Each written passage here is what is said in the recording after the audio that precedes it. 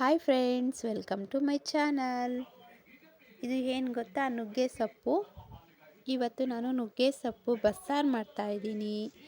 ಎಷ್ಟು ಚೆನ್ನಾಗಿರುತ್ತೆ ಗೊತ್ತಾ ನುಗ್ಗೆ ಸೊಪ್ಪು ಬಸ್ಸಾರು. ಅದರಲ್ಲೂ ನುಗ್ಗೆ ಸೊಪ್ಪು ಜೊತೆ ಮೊಟ್ಟೆ ಹಾಕ್ಬಿಟ್ಟು ಹುರಿದ್ರೆ ಅಂದರೆ ಫ್ರೈ ಮಾಡಿದ್ರೆ ತುಂಬ ಚೆನ್ನಾಗಿರುತ್ತೆ. ನೋಡಿ, ಬಿಡಿಸ್ತಾ ಇದ್ದೀನಿ ನುಗ್ಗೆ ಸೊಪ್ಪನ್ನ. ಮತ್ತು ಈ ಕಡೆ ಕಾಳಿಗೆ ನೀರಿಟ್ಟಿದ್ದೆ, ಹೆಸರು ಕಾಳು ಮತ್ತು ಬೇಳೆ ಹಾಕ್ತಾಯಿದ್ದೀನಿ. ನೀರೆಲ್ಲ ಕಾಯ್ದ ಮೇಲೆ ಹೆಸರು ಕಾಳು ಮತ್ತು ಬೇಳೆ ಹಾಕಿ ಬೇಯಿಸ್ಕೊತಾ ಇದ್ದೀನಿ.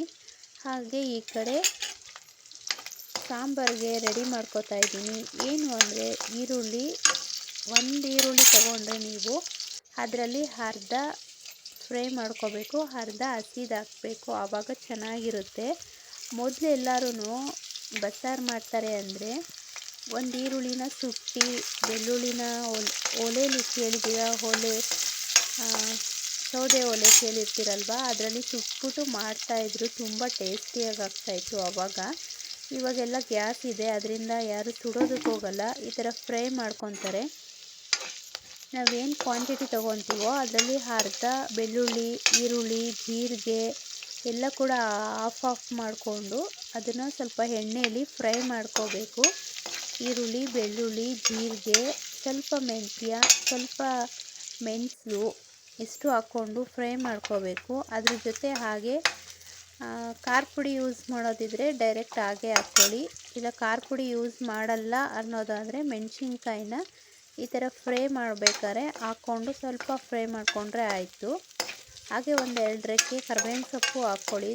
ಟೇಸ್ಟು ಚೆನ್ನಾಗಿರುತ್ತೆ, ಗಮ್ಮಂತಿರುತ್ತೆ, ತುಂಬ ಚೆನ್ನಾಗಿರುತ್ತೆ. ಬಸ್ಸಾರು ಮಾತ್ರ ಸೂಪರ್ ಕಣ್ರಿ. ಅದರಲ್ಲೂ ಈ ನುಗ್ಗೆ ಸೊಪ್ಪು ಬಸ್ಸಾರು ಅಂದರೆ ತುಂಬ ಒಳ್ಳೆಯದು, ಹೆಲ್ತ್ಗೆ, ಕಣ್ಣಿಗೆ ಒಳ್ಳೆಯದು ಅಂತಾರೆ. ಮತ್ತು ತಿಂಗಳಲ್ಲಿ ಒಂದು ಸಲ ಆದರೂ ನುಗ್ಗೆ ಸೊಪ್ಪು ಬಸ್ಸಾರು ತಿನ್ನಬೇಕು ಅಂತ ಹೇಳ್ತಾರೆ. ಹಾಗೆ ನೋಡಿ, ಇಲ್ಲಿ ನಾನು ಹಸಿ ಈರುಳ್ಳಿ ಇವಾಗ ಫ್ರೈ ಮಾಡ್ಕೊಂಡಲ್ಲ, ಅದರಲ್ಲಿ ಅರ್ಧ ಹಾಗೆ ಇಟ್ಟಿದ್ದೆ. ಅದನ್ನು ಹಸಿ ಈರುಳ್ಳಿ, ಹಸಿ ಕರಿಬೇವಿನ ಸೊಪ್ಪು, ಕೊತ್ತಂಬರಿ ಸೊಪ್ಪು, ಜೀರಿಗೆ, ಬೆಳ್ಳುಳ್ಳಿ ಎಲ್ಲ ಹಸಿದು ಹಾಕ್ಕೊಂಡಿದ್ದೀನಿ. ಫ್ರೈ ಮಾಡ್ಕೊಂಡಿಲ್ಲ, ಇದನ್ನು ಹಾಗೆ ಹಸಿದೇ ಹಾಕ್ಕೊಂಡಿದ್ದೀನಿ. ಹಾಗೆ ನಾವು ಬೇಯಿಸಿ ಇಟ್ಕೊಂಡಿರ್ತೀವಲ್ಲ ಕಾಳು, ಅದನ್ನು ತೊಗೊಂಡಿದ್ದೀನಿ, ಒಂದು ಕಪ್ಪಷ್ಟು. ಹಾಗೆ ನಿಮಗೆ ಹುಳಿ ಎಷ್ಟು ಬೇಕೋ ನೋಡ್ಕೊಂಡಿದ್ದು, ನಿಮ್ಮ ಮನೇಲಿ ಎಷ್ಟು ಸಾರು ಮಾಡ್ತೀರಾ ಅದ್ರ ತಕ್ಕನಾಗಿ ಹುಳಿ ನೋಡ್ಕೊಂಡು ಇಟ್ಕೊಳ್ಳಿ. ಹೆಚ್ಚಾಗಿ ಹಾಕ್ಕೊಂಡ್ರೆ ತುಂಬ ಹುಳಿ ಆಗುತ್ತೆ, ಚೆನ್ನಾಗಿರಲ್ಲ. ನೋಡಿಕೊಂಡು ಒಂದು ಮೀಡಿಯಮಲ್ಲಿ ಹುಣಸೆಹಣ್ಣು ತೊಗೊಳ್ಳಿ. ನೋಡಿ, ನಾನು ಇದೆಲ್ಲ ತೊಗೊಂಡಿದ್ದೀನಿ. ಮತ್ತು ಇಲ್ಲಿ ಫ್ರೈ ಮಾಡಿರೋದು ಇಟ್ಕೊಂಡಿದ್ದೀನಿ, ಎಣ್ಣೆಯಲ್ಲಿ ಫ್ರೈ ಮಾಡಿ ಇಟ್ಕೊಂಡಿದ್ನಲ್ಲ ಈರುಳ್ಳಿ, ಬೆಳ್ಳುಳ್ಳಿ ಎಲ್ಲ, ಅದನ್ನು ಸಹ ಮಿಕ್ಸಿ ಜಾರ್ಗೆ ಹಾಕ್ತಾಯಿದ್ದೀನಿ. ನೋಡಿ, ಇವಾಗ ಎರಡು ಸೇರಿಸಿ ನಾನು ರುಬ್ಕೊತೀನಿ. ಇವಾಗ ಫುಲ್ಲು ನುಣ್ಣಗೆ ರುಬ್ಬಬೇಕು, ಫುಲ್ ಫೈನ್ ಪೇಸ್ಟ್ ಆಗಬೇಕು. ಆವಾಗ ಸಾಂಬಾರು ಚೆನ್ನಾಗಿರುತ್ತೆ. ನೀವು ಸ್ವಲ್ಪ ದಪ್ಪ ದಪ್ಪ ರುಬ್ಕೊಂಡ್ರೆ ಚೆನ್ನಾಗಿರಲ್ಲ. ಫುಲ್ ಫೈನಾಗಿ ರುಬ್ಕೊಳ್ಳಿ, ಆವಾಗ ಟೇಸ್ಟಾಗಿರುತ್ತೆ. ಇಲ್ಲಿ ಸಾಂಬಾರು ಒಗ್ಗರಣೆಗೆ ಮಾಡಿಕೊಂಡೆ. ಮತ್ತು ನೋಡಿ, ಸಾಂಬಾರು ಒಗ್ಗರಣೆ ಮಾಡಿದ್ದಾಯಿತು. ಅದನ್ನು ಕುದಿಯೋದಕ್ಕೆ ಇಡ್ತಾಯಿದ್ದೀನಿ. ಈ ಕಡೆ ಕಾಳು ಒಗ್ಗರಣೆ ಮಾಡ್ಕೋಬೇಕಲ್ವ, ಸೊಪ್ಪು ಕಾಳು ಒಗ್ಗರಣೆಗೆ ಬಾಣಲಿ ಇಟ್ಟು ಎಣ್ಣೆ, ಕರಿಬೇವಿನ ಸೊಪ್ಪೆಲ್ಲ ಹಾಕ್ಬಿಟ್ಟು ಈರುಳ್ಳಿ ಹಾಕ್ತಾಯಿದ್ದೀನಿ. ಒಂದೇ ಒಂದು ಈರುಳ್ಳಿ ತೊಗೊಂಡಿದ್ದೀನಿ ನಾನು ಒಗ್ಗರಣೆಗೆ ಈರುಳ್ಳಿ ಜಾಸ್ತಿ ಹಾಕಲ್ಲ ಸೊಪ್ಪು ಕಾಳು ಜೊತೆ. ಬರೀ ಸೊಪ್ಪು ಕಾಳು ಇರಬೇಕು ತಿನ್ನೋವಾಗ, ಆವಾಗ ಟೇಸ್ಟ್ ಇರುತ್ತೆ. ಈರುಳ್ಳಿ ಎಲ್ಲ ಜಾಸ್ತಿ ಹಾಕಿದ್ರೆ ಟೇಸ್ಟ್ ಇರಲ್ಲ.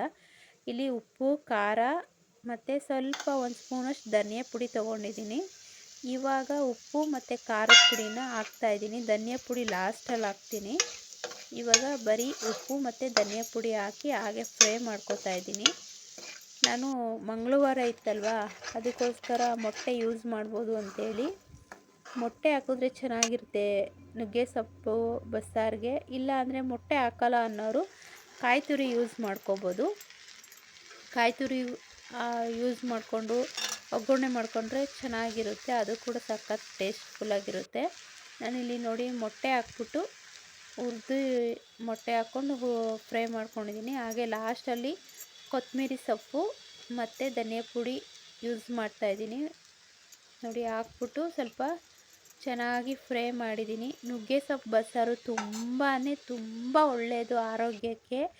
ತಿಂಗಳಲ್ಲಿ ಒಂದು ಸಲ ಆದರೂ ತಿನ್ನಬೇಕು ಅಂತ ಹೇಳ್ತಾರೆ ದೊಡ್ಡೋರು. ತುಂಬ ಒಳ್ಳೆಯದು ನುಗ್ಗೆ ಸೊಪ್ಪು ಬಸ್ಸಾರು ಮತ್ತು ಕಾಳು ತಿನ್ನಿ, ಕಣ್ಣಿಗೆ ಒಳ್ಳೆಯದು, ಆರೋಗ್ಯಕ್ಕೆ ತುಂಬ ಒಳ್ಳೆಯದು ಕಣ್ರಿ. ನುಗ್ಗೆ ಸೊಪ್ಪು ಬಸ್ಸಾರು ಮುದ್ದೆ ಇದ್ಬಿಟ್ರೆ ಒಳ್ಳೆ ಬ್ಯಾಟಿಂಗ್, ತುಂಬ ಚೆನ್ನಾಗಿರುತ್ತೆ. ಅದರಲ್ಲೂ ನಮ್ಮ ಸ್ಪೆಷಲ್ ರೀ, ಕರ್ನಾಟಕದ ಸ್ಪೆಷಲ್ ಊಟ ಅಂತಲೇ ಕರಿಬೋದು. ಕರ್ನಾಟಕದ ಸ್ಪೆಷಲ್ ಬಸ್ಸಾರು ಮುದ್ದೆ. ಬಸ್ಸಾರು ಮುದ್ದೆ ಒಳ್ಳೆ ಆರೋಗ್ಯಕರದ ಊಟ. ಇಲ್ಲಿಗೆ ವಿಡಿಯೋ ಮುಗಿಸ್ತಾ ಇದ್ದೀನಿ. ಪ್ಲೀಸ್ ಎಲ್ಲರೂ ನನ್ನ ವಿಡಿಯೋ ನೋಡಿ ಸಬ್ಸ್ಕ್ರೈಬ್ ಮಾಡಿಕೊಂಡು ವಿಡಿಯೋ ನೋಡಿ ಸಪೋರ್ಟ್ ಮಾಡಿ ಅಂತ ಕೇಳ್ಕೊತಾ ಇದ್ದೀನಿ. ಸಬ್ಸ್ಕ್ರೈಬ್ ಮಾಡ್ಕೊಳ್ಳೋದು ಮರಿಬೇಡಿ. Thank you for watching.